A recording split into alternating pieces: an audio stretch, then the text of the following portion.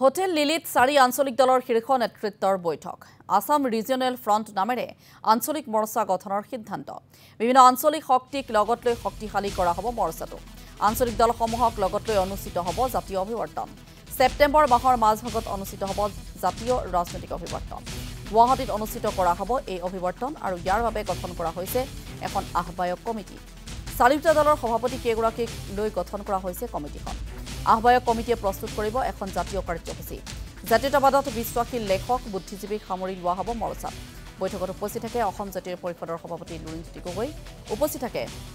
APSLCৰ সভাপতি জন ইন্টিকাথাৰ ৰাজ্য দলৰ কাৰ্যকৰী সভাপতি ভাস্পতি শইকীয়াও উপস্থিত থাকে এই বৈঠকত লগতে উপস্থিত থাকে সাংসদ অজিত ভূঞা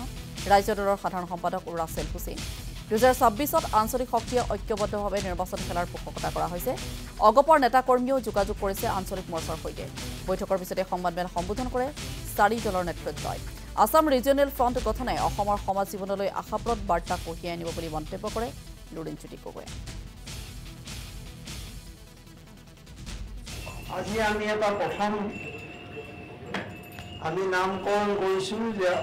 আসাম ৰিজিয়নেল ফ্ৰণ্ট অসম আঞ্চলিক মৰ্চা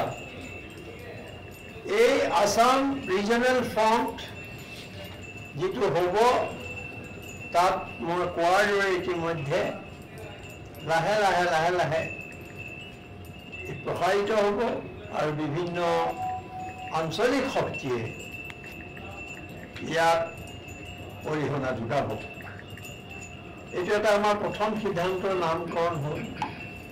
আজিৰ পৰা এইটো আনুষ্ঠানিক ৰূপ পালে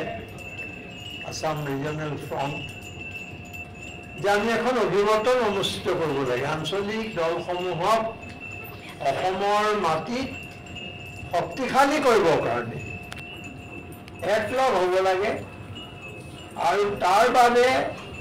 জাতি জনগোষ্ঠীসমূহৰ যি আশা আকাংক্ষা আছে তাক প্ৰতিনিধিত্ব কৰিবৰ কাৰণে বা প্ৰতিনিধিত্ব কৰাৰ উদ্দেশ্যে আমি সমবেত হৈ এখন জাতীয় অভিৱৰ্তন আৰু জাতীয় কাৰ্যসূচীৰ কথা ইতিমধ্যে ঘোষণা কৰিছে আৰু আজি সিদ্ধান্ত হৈছে যে আমি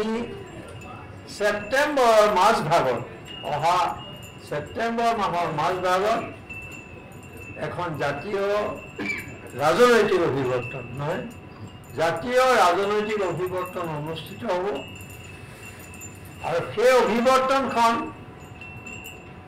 ছেপ্টেম্বৰ মাহৰ মাজভাগত গুৱাহাটীত অনুষ্ঠিত হ'ব এই আমাৰ অভিৱৰ্তনখন